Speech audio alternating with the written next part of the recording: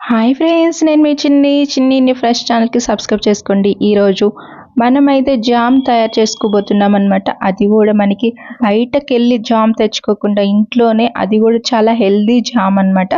ఇది ఒక్కసారి మీరు ట్రై చేశారంటే మళ్ళీ మళ్ళీ మీ పిల్లలు అయితే అడిగి మరీ చేయించుకుంటారు. ఇది పిల్లలే కాదు, పెద్దవాళ్ళకు కూడా. మనకి జామ్ ఇంట్లో ఉంటే అది కూడా బ్రెడ్ మీద వేసుకొనైనా తినొచ్చు, చపాతీకైనా తినొచ్చు. చాలా టేస్టీగా అయితే ఉంటుంది ఇప్పుడు మనం చేసుకునేది. ఆ ప్రాసెస్ ఏంటనేది వన్ బై వన్ చూసేద్దాం. మన ఛానల్కి చిన్న లైక్ ఇచ్చేసి ఇప్పుడు వీడియోలోకి వెళ్ళిపోదాం. జామ్ తయారు చేసుకోవడానికి మనం ఇక్కడైతే యాపిల్స్ అయితే యూజ్ చేస్తున్నాం. యాపిల్ జామ్ అయితే చాలా బాగుంటుంది అనమాట. ఇప్పుడు మనం 6 యాపిల్స్ అయితే తీసుకుంటున్నాం.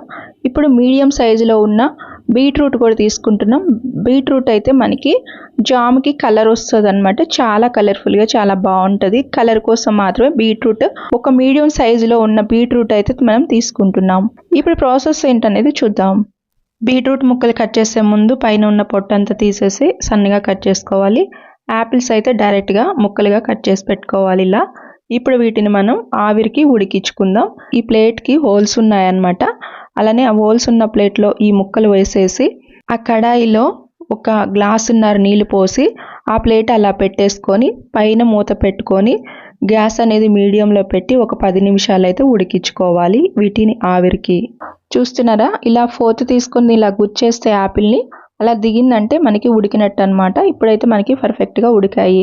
ఇప్పుడు మనం వీటిని కొంచెంసేపు ఆరనిచ్చాలి. ఆరిన తర్వాత వీటిని మెత్తగా మిక్సీ వేసుకోవాలన్నమాట. ఇలా మనం మెత్తగా మిక్సీ వేసుకొని ఇలా మనం ఒక జాలి గెంటలో ఇలా వేసేసుకోవాలి. ఇలా వేసుకొని దీని మొత్తాన్ని కూడా ఇలా గెంటుతోని ఫిల్టర్ చేసుకోవాలన్నమాట. అలా ఫిల్టర్ చేస్తూ ఉంటే కిందకి అంత జామ్ అంతా కూడా కిందకు వచ్చేస్తుంది. ఏదైనా పిప్పి అలాంటిది ఉన్నదంతా కూడా ఆ జాలీలో అలా ఉండిపోతుంది అనమాట. ఇలా మనం కొంచెం కొంచెంగా వేసుకుంటూ ఇలా మొత్తాన్ని కూడా ప్రిపేర్ చేసుకోవాలి. జామ్కి మొత్తాన్ని కూడా కిందకు వచ్చేంత వరకు. ఇప్పుడు మిగిలిపోయిన ఈ పిప్పి కూడా మనం ఒకసారి మిక్సీ వేసుకొని దీన్ని కూడా మనం మొత్తం కూడా ఇలానే ఫిల్టర్ చేసుకుందాం. ఇలా చేస్తూ ఉంటే అది మొత్తం కూడా కిందకు వచ్చేస్తూ ఉంటుంది. ఇలా మొత్తం కూడా చేసిన తర్వాత మళ్ళీ పిప్పి మిగులుతుంది. ఇంక ఇది మొత్తం కూడా తీసేసుకోవాలి. ఇప్పుడు మనం ప్రిపేర్ చేసుకున్న ఈ జామ్ని ఇప్పుడు మనం కొలత ప్రకారం అయితే తీసుకుంటున్నాం అనమాట. ఇప్పుడు అది కూడా ఈ కప్పుతో అయితే మనకి ఫుల్ కప్ అయితే అయిపోయిందనమాట. కుక్కర్ గిన్నెలో అయితే వేసేసుకుందాం. ఇప్పుడు మనం దీంట్లోనే జామ్ అయితే తయారు చేస్తున్నాం అనమాట. ఒక కప్పు ఇది అయింది కాబట్టి ఒక 3/4 కప్పు పంచదార అయితే వేసుకుందాము. ఇదే కప్పుతో పంచదార కూడా ఒక 3/4 కప్పు వేసుకుంటే మనకి జామ్ అనేది టేస్ట్ అది కూడా స్వీట్నెస్ సరిపోతుంది అనమాట. ఒకవేళ మీకు ఇంకా స్వీట్ కావాలంటే ఫుల్ కప్ అయితే వేసేసుకోవచ్చు. మనకైతే కరెక్ట్గా అయితే స్వీట్నెస్ అయితే సరిపోయిందనమాట. మేము చేసుకొని తిన్నాము కాబట్టి చెప్తున్నాను.